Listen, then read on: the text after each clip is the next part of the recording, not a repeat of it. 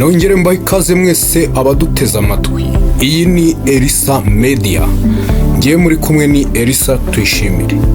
Reka mbahe ikaze muri uyu mwanya w'amakuru, aho amakuru yacu agiye kwibanda kuri izi ngingo z'ingenzi zikurikira. Ukraine ivuga ko abantu 4 biciwe mu gitero rwagati muri Kiev.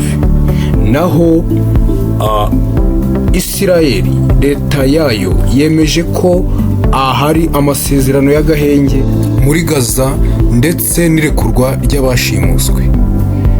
Tudatinze rero, reka dutangire n'inkuru yacu ivuga ko Ukraine ivuga ko abantu 3 biciwe mu gitero rwagati muri Kiev. Iyi ni inkuru dukesha BBC ivuga ko abategetsi bo muri Ukraine bavuze ko abantu 3 biciwe mu gitero cyo mu kirere Uburusiya bwagabye mu murwa mukuru Kiev wa Ukraine mu ijoro ryakeye. Misile yo mu bwoko bwa balistike uye mbere yuko abategetsi bavuza impuruza iburira igitero cyo mu kirere saa 12 za mu gitondo zo ku isaha yabo. Nyuma yuko indi mpuruza yari imaje kuvuga, amadirishya yamenetse mu karere ka Chekensviski kari rwagati mu mujyi wa Kiev, ndetse hadutse inkongi y'umuriro mu nyubako idatuwemo nk'uko umukuru w'umujyi meya wa Kiev Vitali Klitschko yabivuze. Ntibiramenyekana icyari kigambiriwe muri icyo gitero.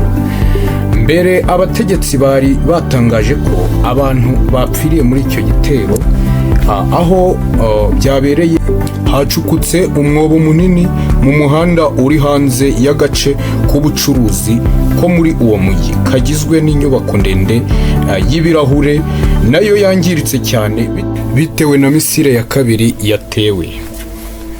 Iyi nyubako yari iri mu busa ndetse yari ikiri nshya mbere y'umwaka wa 2022, ndetse kugeza ubu nta muntu wari uyirimo. Buri kintu cyose kikikije harimo n'ishami ryaho rya kompani icuruza ibiryo ya MC Donuts nayo yangiritse. Ivuriro ry'amenyo riri hafi aho ryashenywe hafi ya ryose n'ibiturika. Imbere mu ivuriro abakozi barimo gutora ibintu bareba ko hari icyo baramura kizima. Umugore yari arimo gutora imitako yo ku giti cyo muri plastike cy'umunsi mukuru wa Noheli cyari kigihagaze. Yambwiye ati byabayeho mbere ariko nta na rimwe byigeze biba bibi nk'ubu. Abajijwe uko yiyumva yagize ati twarabimenyereye.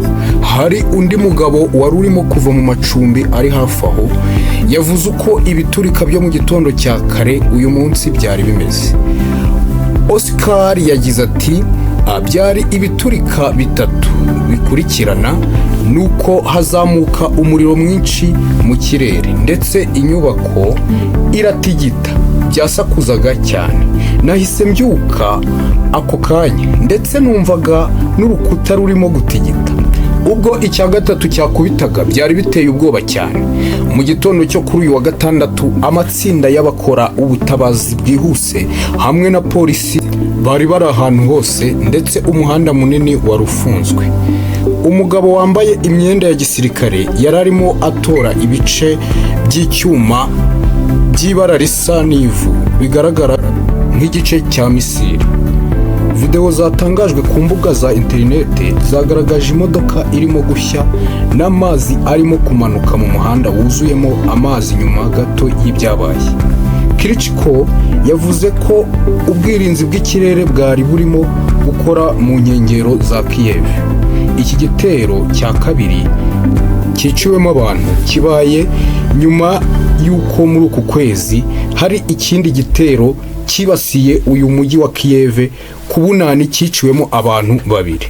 Hagati aho mu mujyi wa Zaporizhzhia wo mu majyepfo ya Ukraine, abategetsi baho bavuga ko abantu 6 bakomerekeye mu gitero cy'Uburusiya cyo kuri uyu wa gatandatu. Umugore umwe bivugwa ko ameze nabi cyane. Ibi bitero nibyo bya vuba aha bibayeho muri iyi ntambara yatangiye nyuma y'igitero gisesuye cy'Uburusiya kuri Ukraine muri Gashyantare kuwa 2 mu mwaka wa 2022. Bikurikiye ibitero byinshi bya Ukraine ku butaka bw'Uburusiya byabaye mu ntangiriro z'iki cyumweru. Dukomereze ku nkuru yacu ya kabiri. Ni inkuru dukesha ikinyamakuru BBC. Ifite umutwe ugira uti: Leta ya Isiraheli yemeje amasezerano y'agahenge muri Gaza n'irekurwa ry'abashimuswe. Leta ya Isiraheli yemeje amasezerano mashya hagati yayo na Hamas y'agahenge muri Gaza n'irekurwa ry'abashimuswe. Bicira inzira ishyirwa mu bikorwa ryayo ku cyumweru. Icyo cyemezo cyafashwe nyuma y'uko ibiganiro byamaze amasaha byakomeje kugeza nijoro ryakeye. Abaminisitiri babiri bo mu murongo w'ubuhezanguni mu gukomera ku bya kera batoye banga gushyigikira ayo masezerano. Mbere abagize leta ishinzwe umutekano bari batanze icyifuzo ko ayo masezerano yemezwa, avuga ko ashyigikiye igerwaho ry'intego z'intambara, nk'uko ibiro bya minisitiri w'intebe wa Isiraheli Benjamin Netanyahu byabivuze. Byabaye hashize amasaha ibiro bya minisitiri w'intebe hamwe n'umutwe wa Hamas bavuze ko barangije ingingo za nyuma z'ayo masezerano, iminsi ibiri nyuma y'uko atangajwe n'abahuza aribo Katari, Amerika na Misiri. Bijyanye n'ayo masezerano, abanya-Isiraheli 33 bashimuswe bagifitwe na Hamas muri Gaza nyuma y'aya mezi 15 y'intambara, maze bazaguranwa n'imfungwa z'abanya-Palestina zibarirwa mu magana ziri mu magereza yo muri Isiraheli mu cyiciro cya mbere kizamara ibyumweru 6. Ingabo za Isiraheli zizavana mu duce dutuwemo mu bucucike two muri Gaza. Abanya-Palestina bavuye mu byabo bazemererwa gutangira gusubira mu ngo zabo, ndetse imodoka z'amakamyo zibarirwa mu magana zitwaye imfashanyo zizemererwa kwinjira muri Gaza buri munsi.